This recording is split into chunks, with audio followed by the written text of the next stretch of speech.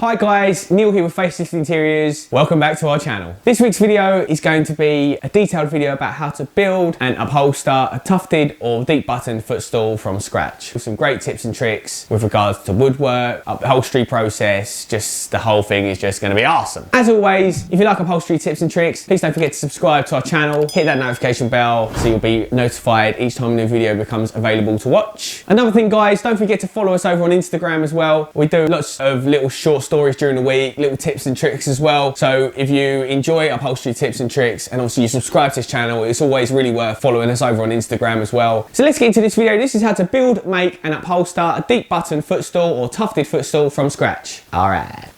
Action! In this week's video, we're going to be doing a deep buttoned ottoman or tufted ottoman. And so I'm going to show you how we do everything on this, from woodwork to the upholstery, to the finishing, to the legs. Got some nice legs here that are going to finish it off. You can see here that I've got some 18mm ply. I'm using ply because it's quite strong and it stays quite straight. It doesn't tend to bow like MDF does. So I'm going to use this, and then I'm going to use some 2x1 hardwood around the sides. So I'm going to show you how to do the framework and how to do the bodywork with the foam, and then I'm going to show you how to do the upholstery. The size we're going to do this is 52, and then lengthwise I think we're going to go 70. So now we're going to go outside and start the woodwork. So we're going to cut all these down, then we're going to start gluing, screwing, pinning, and then we'll go from there.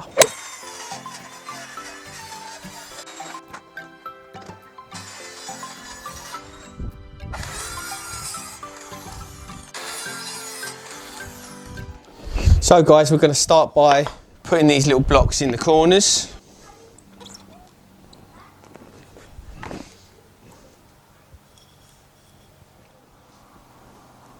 Pin them on first.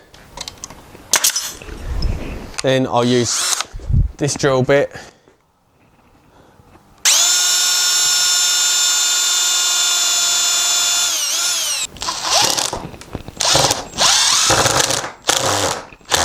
Right, so I'm just going to double these screws up because, why? Why, you ask? Because these are the braces in the corners. These used to be the strongest part of the frame. So we're going to glue them and screw them. So now we're going to build our pieces in here. We're going to go one at the bottom, one at the top.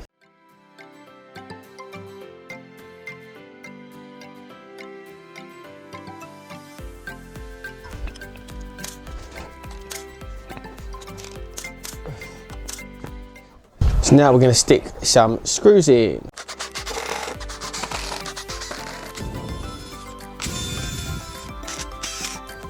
I don't know if you've noticed guys, but we've done all this frame apart from the top in hardwood. Doesn't have to be done in hardwood, but it depends on the service you're providing. Hardwood is obviously the best way to go, but it is expensive.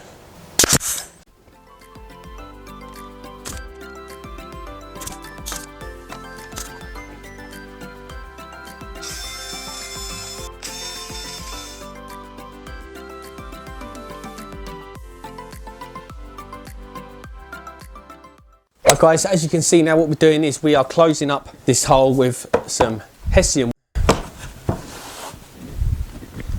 Just pulling this nice and tight. I'm going to pull it tight here. You want a nice tight pull.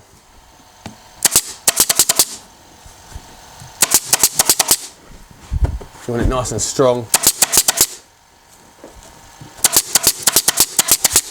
So a good thing to do with Hessian is cut it over a bit longer, then pull it down on itself and staple it again. With this, I don't think it'll matter too much because this is only an ottoman box, but for something like a seat on a sofa, if you're stapling Hessian down, in my opinion, this is the best Hessian, which is 12 ounce, which is like the tightest weave. It's the strongest. So I would recommend that. So you staple, make sure you leave about ½ an inch up, then fold it down and staple on it again. It makes it extra strong.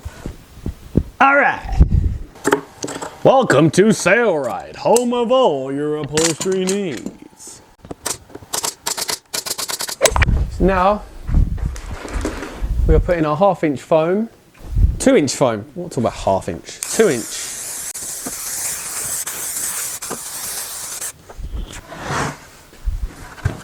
And then we're going to put it over there.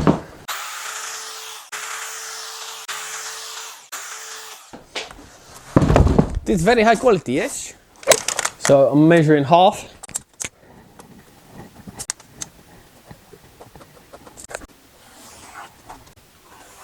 Right, so we found our centre. I'm going to go 10 by 6.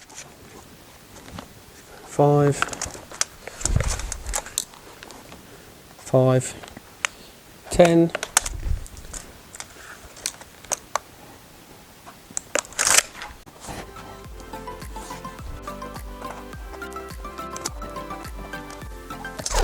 So this is embarrassing. So after being super confident and marking it all out with a pen, I realised that the diamonds were too big and I wanted to make 2 rows instead of 1. So instead of practicing what I preach and doing it with skewers like I've done in other videos, I went ahead and done it with pen. So I have changed it into 2 rows and hopefully it's not too confusing for everybody. Ignore the blue. Right, that is my fault. I want to take these buttons higher. So I think if we went 8.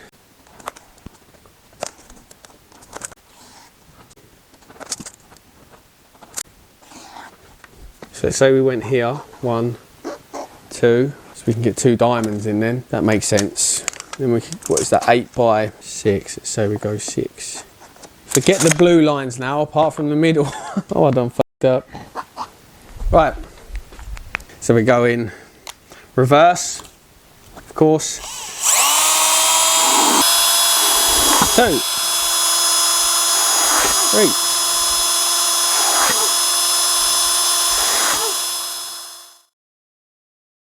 So now we need to drill holes.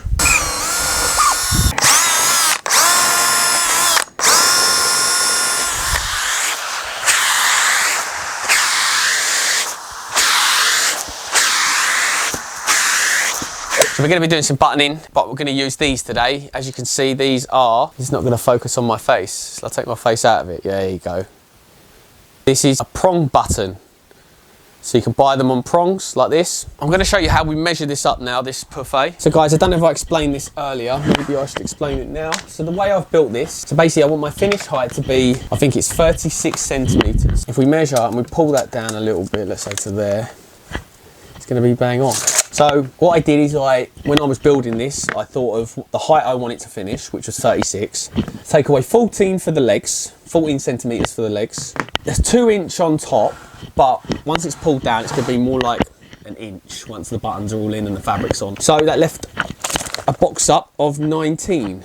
And the reason I've done it this height is because the sofa height is about 40. So you don't want to be the same height as the cushions on the sofa because your legs are going to be bang level. So if your sofa finish height is about 40, 45, you can come down a little pitch, about 10 centimeters for a nice buffet height. That's the reason I've done that. Right, now I'm going to show you how I'm going to measure this out. So I need to measure how much fabric I'm going to need.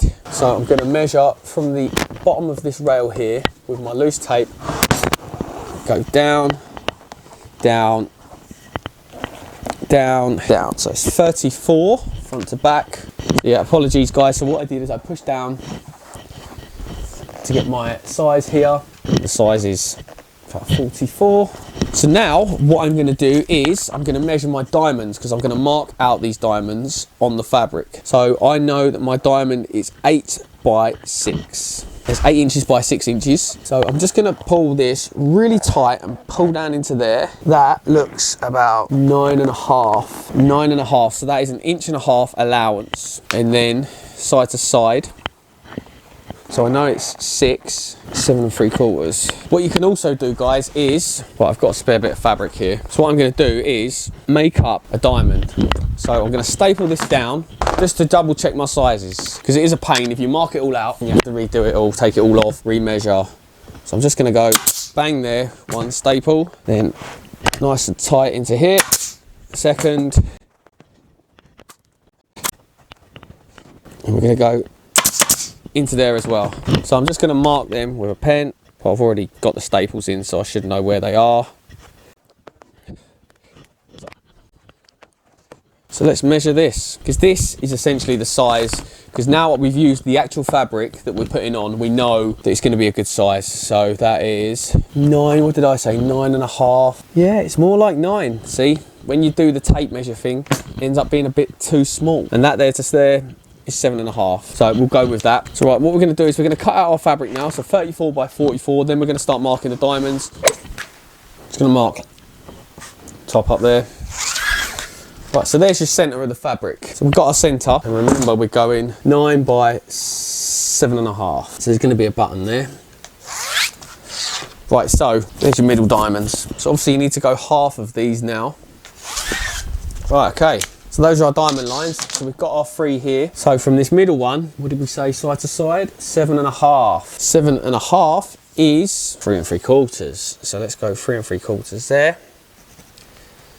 7.5, and then 3 3/4 there. 7.5. So now all we need to do from these points is go 7.5, 7.5, 7.5, 7.5 on all of them. So now we're going to put some Dacron on this. So nice bit of Dacron. We'll glue it on. So now the Dacron's on, we're just going to pierce our holes.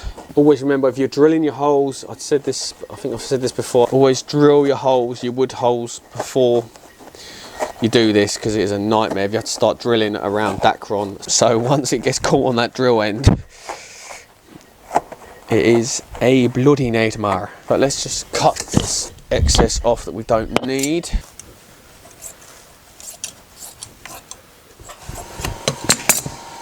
So that's all the excess Dacron off. So now start putting our fabric on. So got our prong button.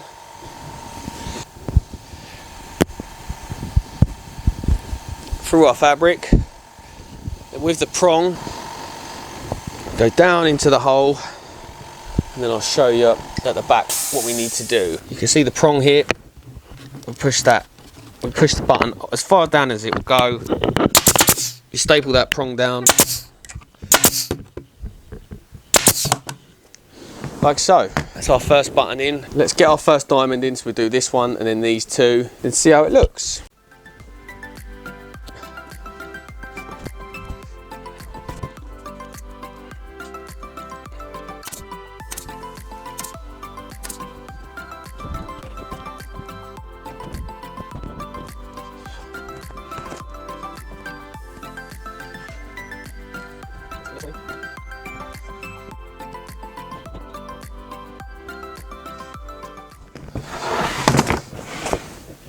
So there is our first diamond. It looks pretty good. Needs some dressing, but right.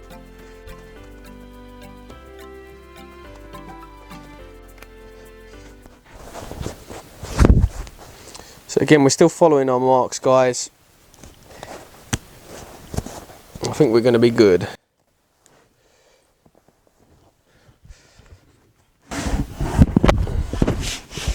Again, pushing our buttons through, turning the top prongs down.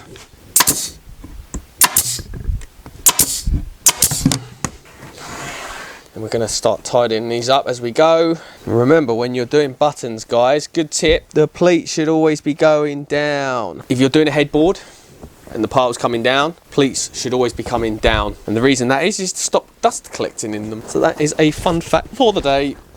And that's all you get.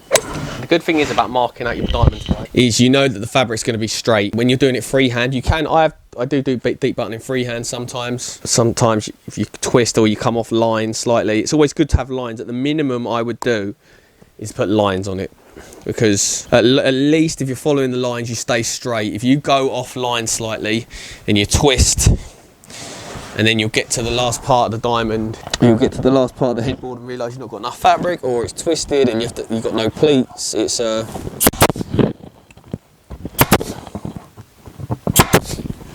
really is a foolproof method this way. Right guys, so now we're going to start tidying up. So I'm pulling that fabric down, not too tight.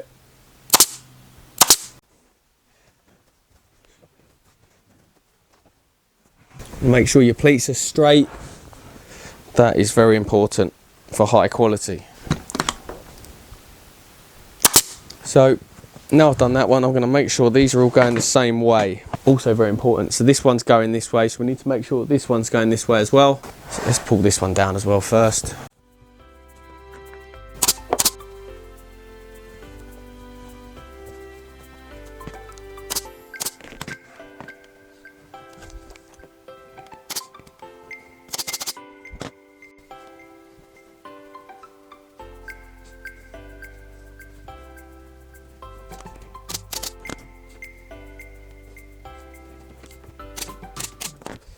take out all this excess Dacron. You don't need all that in there. And then again, just 2 nice pleats on these corners.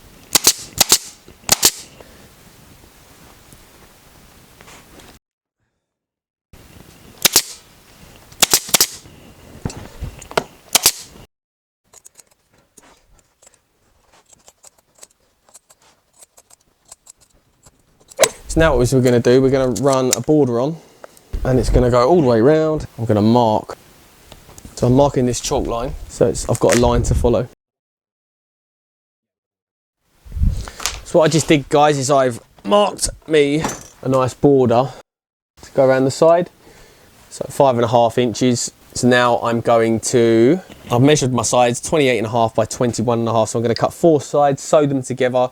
Some piping, well, I'll put the piping on first, then I'll put the border over the piping, then back tack, then I'm going to use some 1/4 inch foam, which gives us a nice finish, and it'll look very nice. Right, what we're doing now, guys, is obviously we've drawn our chalk line all the way around, so we're following that line with our piping. So we've made our piping up, and now we are staying on the line.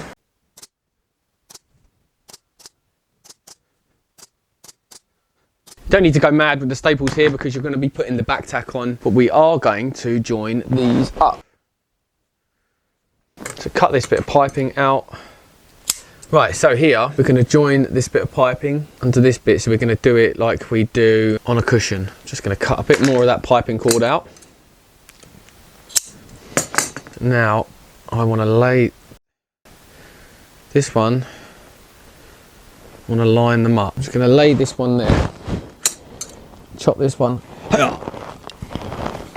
in line with the other one. So if you put them two together now, like that, they line up. What I've done is I cut this piping cord out and I've left the fabric in. So what we can do now is lay that fabric back on itself like we do with a cushion.